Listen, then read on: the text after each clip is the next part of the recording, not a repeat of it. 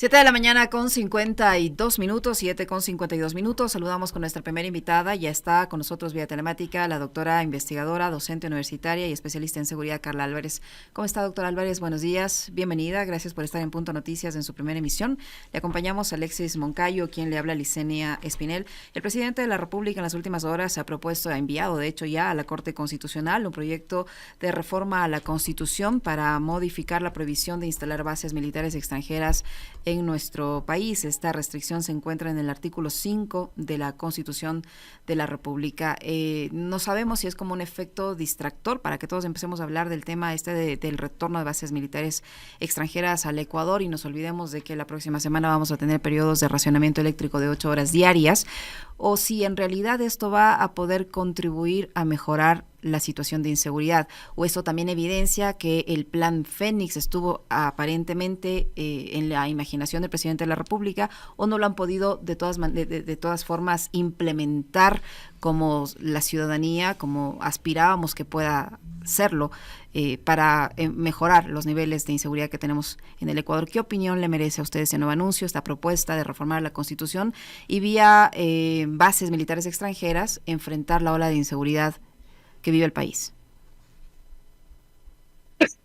Perdón, buenos días Licenia y buenos días Alexis. Bien,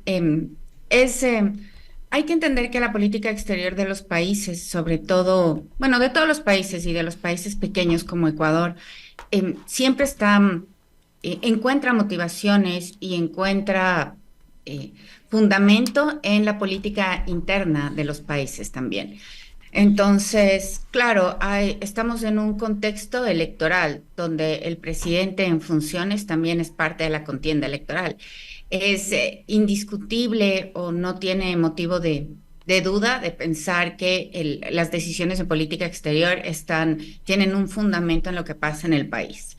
Y bueno, ¿qué pasa en el país? Es que está pasando mucho, ¿no? Tenemos una crisis energética, de energía eléctrica, tenemos una crisis petrolera, tenemos un problema de sobreendeudamiento público, tenemos una crisis de inseguridad grave, pese a que nos digan que los indicadores están bajando, tenemos una crisis de inseguridad bastante significativa y todo esto en medio de una campaña electoral.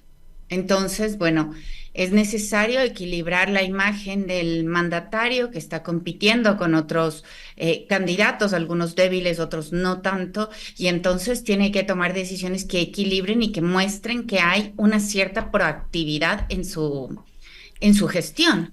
Y bueno, una manera de mostrar esta proactividad es invitando una vez más a la cooperación norteamericana para que nos ayude con el manejo de la crisis de seguridad que tenemos. Entonces, de esta manera, claro, se gana el favor de estos sectores más conservadores, que son más pro-norteamericanos, que piensan que Estados Unidos, al ser una potencia, al tener capacidades militares enormes, al estar comprometido en la lucha contra el narcotráfico, pues va a poder ayudarnos. Entonces, este favor o digamos, esta voluntad positiva la busca el gobierno con estas decisiones. Pero hay otros sectores que están pensando más en términos de soberanía, que tienen una mirada más histórica, que hacen una comparación y dicen, bueno, tampoco es que tuvimos las mejores condiciones de seguridad durante el tiempo en el que estuvo la base de Manta. Entonces, ¿por qué tendríamos que traer nuevamente esta cooperación, sobre todo en el marco de los acuerdos SOFA, que son aquellos que dan un margen importante de impunidad para la actuación de las fuerzas militares y de los diplomáticos que estén actuando en el Ecuador? Entonces, por parte de la opinión pública, hay estas dos miradas, hay este cuestionamiento, pero sin duda es una decisión que el gobierno busca en la que el gobierno busca mostrar una imagen positiva en medio de un contexto donde todo está saliendo de manera muy negativa, ¿no? Los apagones, la gente está asustada por los apagones, por la violencia que no disminuye pese a todo lo que se ha hecho, y en este contexto de múltiples crisis que estamos viviendo. ¿Cómo está, doctora? Buenos días. Ahora sí tenemos cargado el video del embajador Todd Chapman, ex embajador en Ecuador, embajador de carrera, eso sí. Por acá recibí un mensaje del querido amigo Galo Betancourt, le mando un abrazo, por cierto, al doctor Betancourt. Me aclaraba que el video data del 1 de junio del 2018 y es una entrevista que concedía en ese momento el entonces embajador de los Estados Unidos, Todd Chapman, a la Posta. Y esto fue lo que dijo con respecto de las bases militares de los Estados Unidos en países del extranjero. Pero la base de Manta funcionó muy bien en su tiempo. Fue un acuerdo hecho 20 años atrás, Anderson, 20 años atrás. Ahora hay nuevos mecanismos, nueva tecnología, nuevas disciplinas que nosotros podemos usar junto con Ecuador para combater este mal de narcotráfico. No es un interés de su gobierno tener una base militar en el Eso no es el interés. ¿Cómo entender entonces esta declaración que brinda en 2018 el embajador de esa época y el contexto actual? Primero, el de la inseguridad que vivimos nosotros a la interna, y por otro, el que menciona Andrés Arauz en una de sus publicaciones en Twitter, doctora, que es el de la geopolítica y estos conflictos que hay entre los Estados Unidos, China y Rusia. Bueno, es que para el Ecuador estas decisiones pueden tener una motivación político-electoral, digámoslo así. Claro, para Estados Unidos esto puede tener esta colaboración, seguramente obedece a intereses muchísimo más amplios en un contexto de altísima conflictividad mundial y donde hay unos intereses y unos desafíos de los Estados Unidos que están motivados por países que también tienen un poderío militar, comercial, económico, etcétera. Entonces, claro, resulta que el Ecuador, sus debilidades internas y los intereses de determinados grupos políticos son absolutamente funcionales para el cumplimiento de objetivos de las grandes potencias. Y esto es una reedición de cosas que ya hemos visto, ¿no? Recordemos que cuando se instaló la base de Manta en el 99, se instaló en un gobierno que tenía una debilidad enorme, ¿no? Y que además que se cedió esta base de Manta a condición o como una especie de garantía para la estabilidad política y para el sostenimiento del gobierno de Yamil Maguad en ese momento. Ahora no está siendo diferente, aunque hay algunos cambios. No tenemos un ofrecimiento de una base militar, no hay el compromiso de los Estados Unidos y en el Ecuador ya hay unos candados que implican que no va a ser tan fácil abrir las puertas a la cooperación militar extranjera, aunque sea una declaratoria del gobierno, aunque haya esa intención decidida. Pero definitivamente, aunque hay estas diferencias, lo que se busca es una cercanía con el gobierno de los Estados Unidos para mantener una cierta estabilidad interna, incluso para buscar la posibilidad de una reelección por doctora Álvarez, ahora hay otro tema que quisiera yo consultarle y pedirle también su reflexión y análisis. No me alcanzó el tiempo, pero sí quería abordarlo. Ahora lo voy a hacer con usted y con Licenia, por supuesto. Y hemos venido de relato en relato, de oferta en oferta, de discurso en discurso y de ofrecimiento en ofrecimiento para resolver la crisis de seguridad.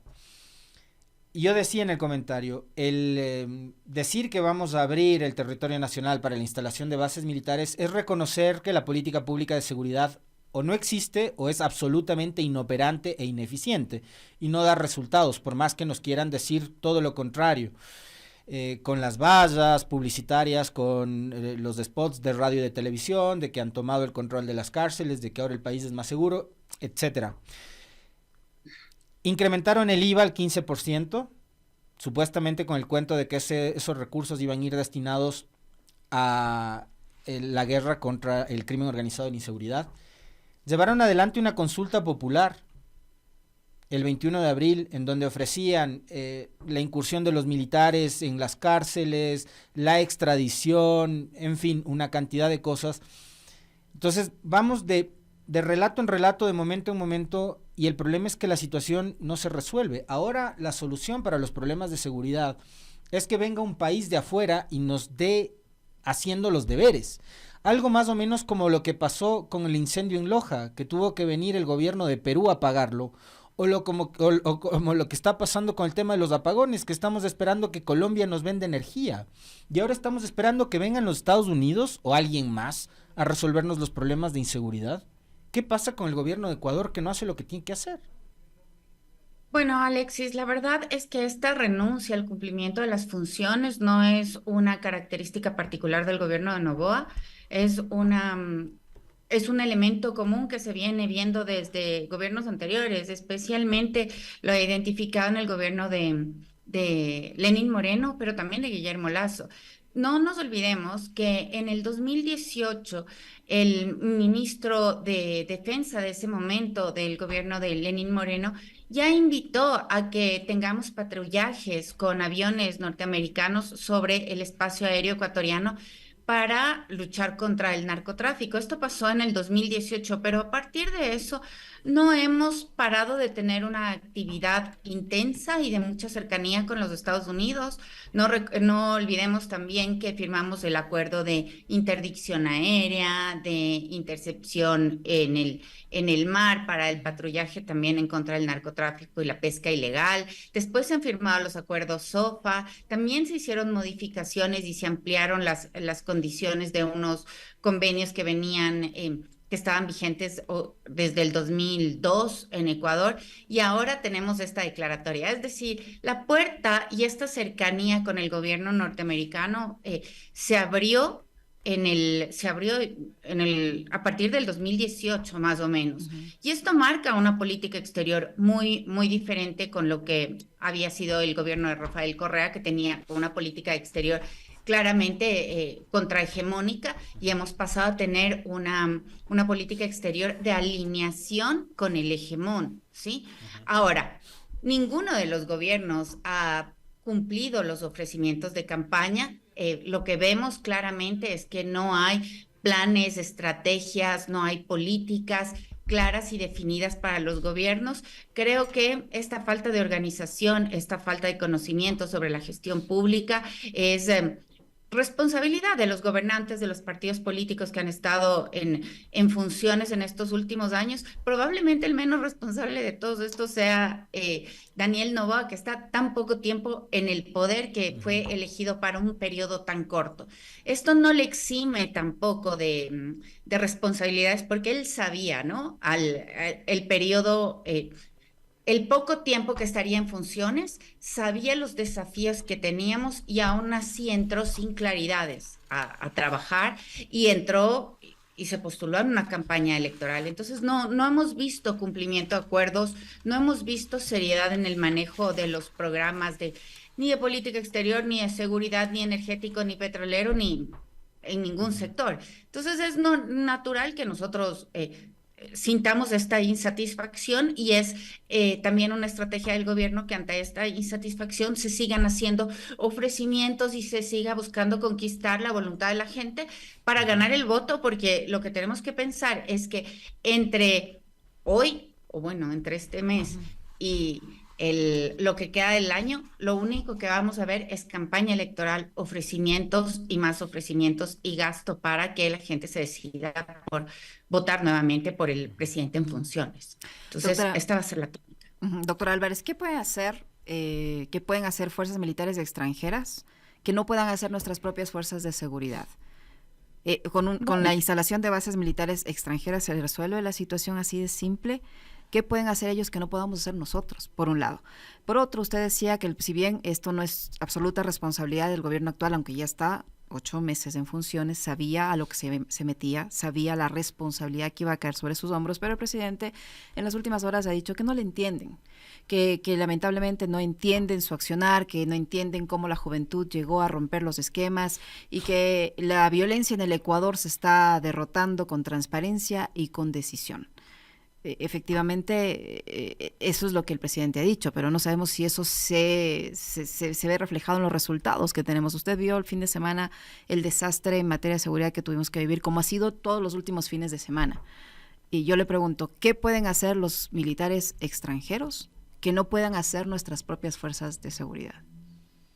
Bueno, los militares extranjeros en Ecuador y en cualquier otro país cumplen una agenda de intereses del país de origen, ¿no? En este caso de Estados Unidos. Los militares vienen a la lucha contra el narcotráfico y es posible que hagan una gestión y es posible incluso que haya determinados logros en ese espacio, pero de la lucha contra el narcotráfico, pero no olvidemos que el Ecuador tiene más problemas que solo el narcotráfico.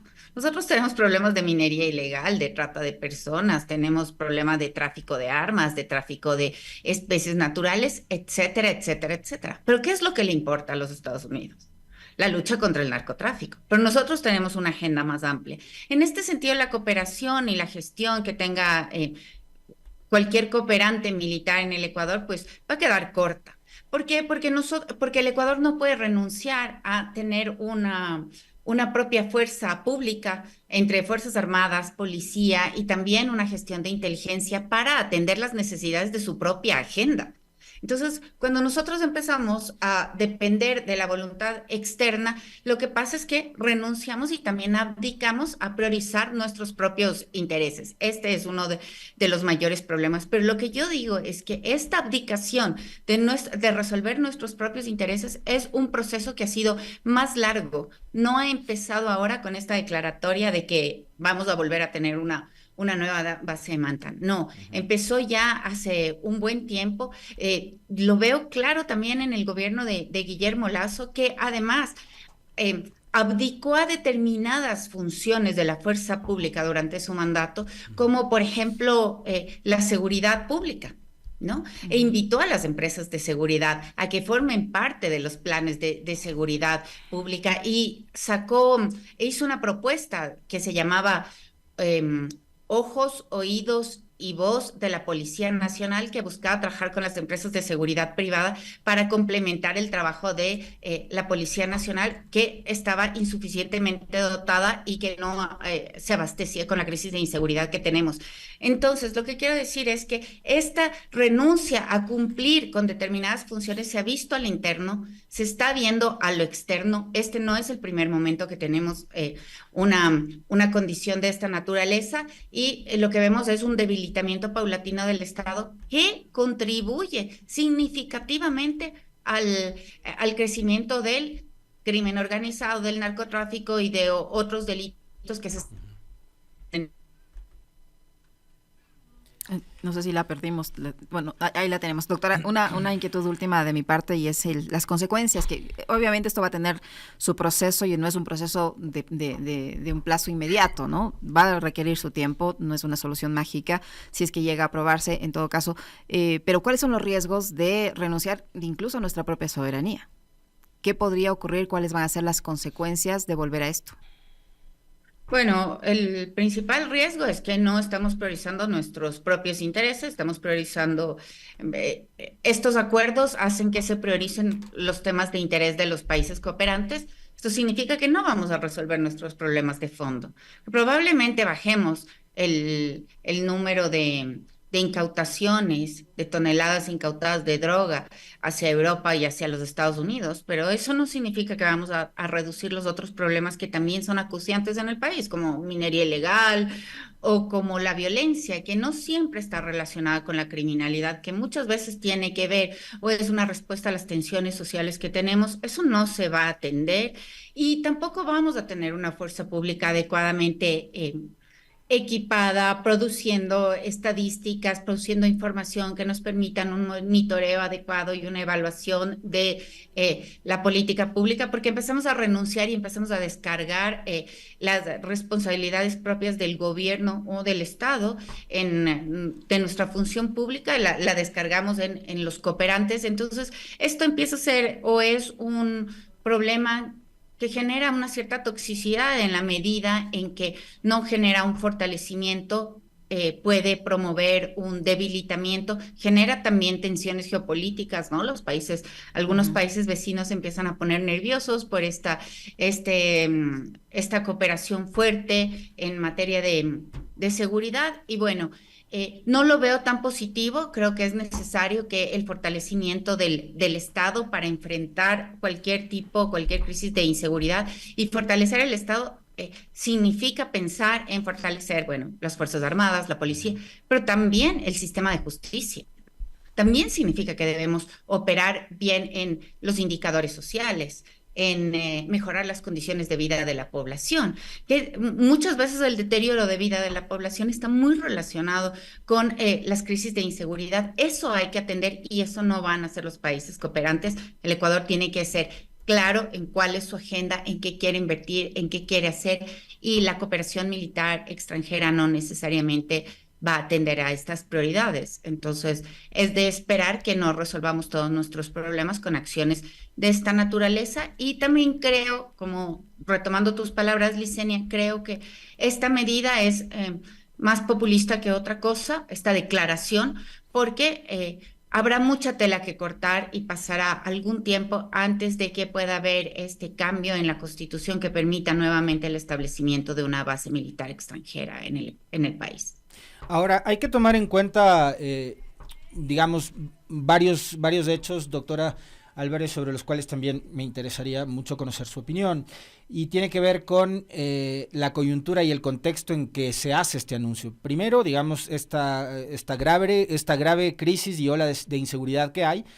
Después está el hecho de que va a haber apagones de más de 8 horas, y así lo ha anunciado, y que bien esto de la base de Manta puede ser un muy buen distractor para ponernos a hablar sobre eso y no de los apagones. Y estamos en medio de un proceso preelectoral.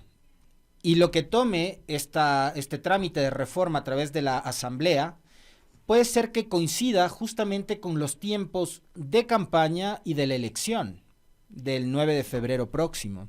Y este va a ser sin lugar a dudas un tema de campaña electoral, y puede ser ya desde ahora mismo una suerte como de eslogan o de bandera del candidato Estado, del candidato presidente a la reelección, el señor Noboa. Y otra vez nos van a dividir entre buenos y malos, algo parecido a lo que ya hizo Guillermo Lasso en la consulta de febrero del 2023. Si estás a favor del sí, eres un ciudadano de bien, eres un ecuatoriano de bien, eres gente de bien. Si estás con el no, eres defensor del narcotráfico. Ahora es más o menos lo mismo, creo yo, y lo van a plantear de esa manera.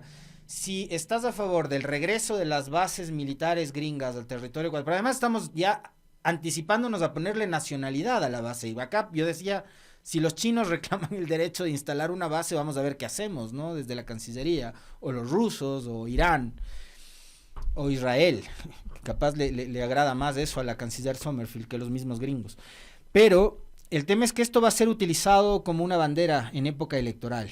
Y más allá de los resultados en seguridad, creo que al gobierno lo que le interesan son los resultados electorales, más que en serio los resultados en seguridad. Totalmente, totalmente. Por eso yo había empezado esta conversación diciendo que la política exterior está definitivamente informada, ligada y atada a la política interna, ¿no? Esto, más que obedecer a un plan geopolítico, obedece a unos intereses electorales. Entonces, lo que tenemos es que se ha puesto esto en discusión. Puede ser un distractor, pero yo lo veo sobre todo como un refrescador de imagen, ¿no? Cuando todo sale mal, cuando tenemos apagones, cuando tenemos una crisis de inseguridad, las cifras no bajan lo suficiente, pese a todos los recursos que se han invertido al cobro de impuestos y todo. Tenemos que mostrar una imagen de proactividad del gobierno, y esta imagen de proactividad es, bueno, llamemos a los que de verdad saben, a los que tienen la potencia militar más grande del mundo, llamemos a que nos ayuden. Y esto es un ofrecimiento más que una realidad, y esto va a estar en la campaña electoral. Ahora, creo que se pudo haber sacado más partido de esta idea. Creo que se podía haber convocado una consulta popular junto con la votación para presidente. Esto habría podido como dinamizar muchísimo más o polarizar mucho más a la población, claro, en términos ya como muy maquiavélicos pensando. Creo que esto no se hizo, y lo que va a hacer es va a ser un ofrecimiento latente, ¿no? Y va a estar en la discusión pública, y todo el mundo va a estar pendiente de la Corte Constitucional, pero no nos vamos a olvidar de los apagones. No sé qué tan efectivo sea, porque vamos a sufrirlo en carne propia, ¿no? La gente va a tener que pensar qué va a hacer con su refrigeradora, cómo va a evitar que se le dañen los alimentos, va a tener que ver cómo hace el trabajo en casa si no tiene luz, va a tener miedo, va a tener que incurrir en gastos o comprar una alarma o aumentar el dinero que se invierte en la guardianía, etcétera. Es decir, el costo de los apagones no va a pasar tan inadvertido y el distractor sobre la cooperación gringa tal vez no sea lo suficiente como para que nos olvidamos del caos en el que estamos, ¿no? Entonces, bueno, es una medida que puede tener o es una declaración más que una medida, es una declaración todavía que puede tener unos resultados parciales que da juego electoral, que va a polarizar a la sociedad entre los soberanistas y los no soberanistas, entre los de izquierda y entre los de derecha, sí, va a tener estos efectos, pero bueno, hay unas condiciones negativas que están subyaciendo en la población y no nos debería sorprender si tenemos otros distractores de este tipo a lo largo de la campaña electoral, ¿no? Distractores que además estén haciendo apelativos a la mano dura para la lucha contra la delincuencia, porque es probable también que los indicadores suban en estos contextos de apagón, ¿no? Entonces, sin luz, sin las condiciones adecuadas para estar protegidos, es probable que estos indicadores suban y es probable que la tónica del gobierno también suba en sus discursos para tratar de refrescar en algo su imagen y no y mantener algún tipo de votación cuando lleguen las elecciones. ¿Alguna expectativa adicional con respecto a... Yo me olvidaba de mencionarle otro ingrediente, perdón que me robe unos minutitos, pero creo que esta pregunta es de cajón. Este año hay elecciones en los Estados Unidos. En noviembre van a elegir entre entre Harris y Trump. Sabemos lo que representan los demócratas actualmente en el poder y la continuidad de esa política intervencionista, como pasa en Israel, como pasa en la guerra de Ucrania, que tienen los demócratas, que es conocida, y lo que ha pasado con Trump, que él ha dicho que el establecer invasiones y bases estadounidenses en otros territorios es una medida ineficaz y muy costosa, y él decidía retornar a las tropas nuevamente a su territorio y encargarse de la política puertas adentro. Creo que va a influir y mucho también el cambio de gobierno, si es que se da en los Estados Unidos con respecto de este tipo de situaciones. ¿Algún comentario ahí brevísimo, doctora? Pues definitivamente, claro, va a ser la política exterior entre demócratas y republicanos va a ser diferente. Yo creería que, o más bien sostengo que Trump no quiere invertir o no quiere meterse en guerras como por fuera de los Estados Unidos por una lógica nacionalista, porque considera que los costos son demasiado altos para los Estados Unidos, está apelando como a una introspección más que a una política como más abierta. Eso también puede tener unos costos hoy por hoy en el mundo. En todo caso, puede ser más difícil para el Ecuador acceder a recursos o acceder a cooperación de los Estados Unidos en un contexto de una presidencia republicana. En el contexto de una presidencia demócrata, probablemente se mantenga esta línea de cooperación, de cercanía y que podría como buscar imponer esta agenda con intereses norteamericanos. Podría ser así. Creo que hay una cierta incertidumbre en el manejo de la política exterior de los Estados Unidos hacia el Ecuador, sobre todo considerando que hay intereses geopolíticos importantes, que no puede haber un corte de la política exterior o de la cooperación como demasiado radical, pero van a haber unas restricciones y bueno, creo que va a ser más difícil para el Ecuador tener que los acercamientos al gobierno norteamericano con este cambio que va a haber en noviembre después de las elecciones. Creo que esto va a ser un desafío y esto también plantea incertidumbre sobre el ofrecimiento que tiene el presidente Noboa ahora, ¿no? Es decir, si ya dijeron que no les interesa la base de Manta, bueno, con un cambio de gobierno en los Estados Unidos, podría interesarles aún menos. Hay que ver, esto pone todavía en mayor expectativa las declaraciones del presidente Noboa de ayer. Gracias, doctora. Muy gentil, doctora. Muchísimas gracias. Siempre muy gentil por atendernos. Un buen día. Hasta luego. Lo propio para usted, la investigadora, docente universitaria y especialista en temas de seguridad, Carla Álvarez, que ha estado con nosotros, 8:22.